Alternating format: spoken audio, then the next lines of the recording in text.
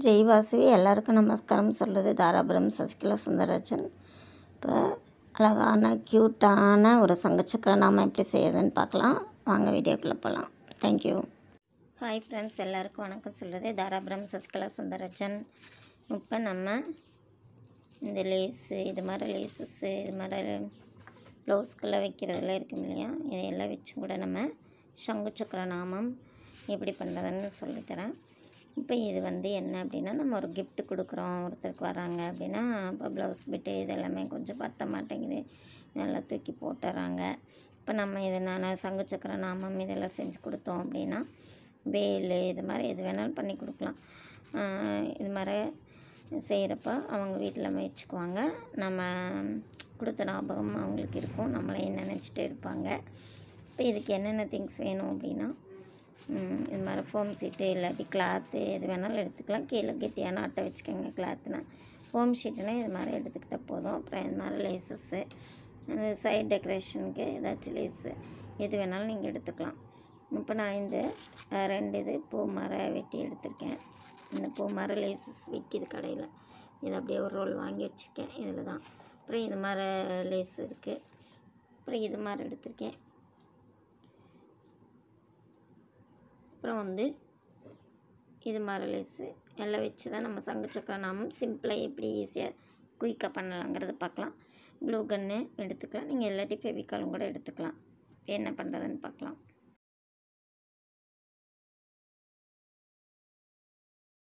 இப்போ பாருங்கள், இந்த லேஸ் மேலேயே இன்னொரு லேஸ் அப்படியே வட்டமாக ஒட்டியிருக்கேன். ஒட்டிட்டு அப்புறம் இங்கே ஒயிட் லேஸ் காமிச்சோம்ல, அதை நாம மாதிரி நம்ம மடக்கி ஒட்டிக்கணும். ஒட்டிட்டு சென்ட்ரல் வெல்வெட் கிளாத்தில் நாம மாதிரி செஞ்சு அந்த செந்தூரத்துக்கு திலகமாட்டம் செஞ்சு நம்ம இங்கே வெட்டிக்கிறோம். ஒட்டிட்டு அவுட்லைன் நான் கொடுத்துருக்கேன். அப்புறம் இதுவும் சங்கு மர நம்ம இப்படி வளைச்சி விட்டுக்கணும். ஒட்ட வைக்கும்போதே அப்படியே ஒட்டிக்கணும், அவ்வளோதான். ஈஸி மெத்தட் தான். அப்புறம் அவுட்லைன் கொடுத்துட்டு அப்புறம் இங்கே ஸ்டோனுக்கு இது வைக்கணும்னா வச்சுக்கலாம், இல்லை ஸ்டோன் லேஸ் வச்சு டெக்கரேட் பண்ணுறதுனா பண்ணிக்கலாம்.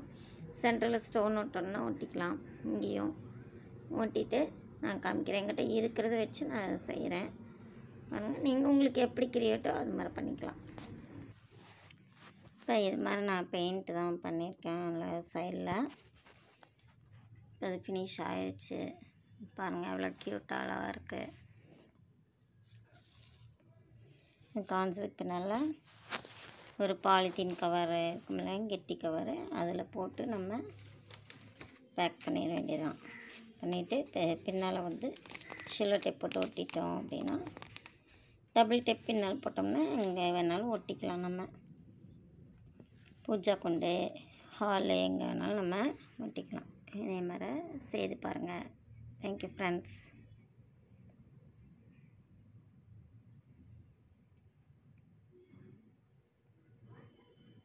சேனலை லைக் பண்ணுங்கள், ஷேர் பண்ணுங்கள், சப்ஸ்கிரைப் பண்ணுங்கள். சப்ஸ்கிரைப் பண்ணுறப்ப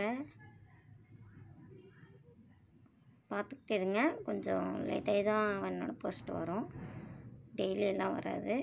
எனக்கு டைம் கிடைக்கிறப்ப நான் எடுத்து அனுப்புவேன். Thank you friends.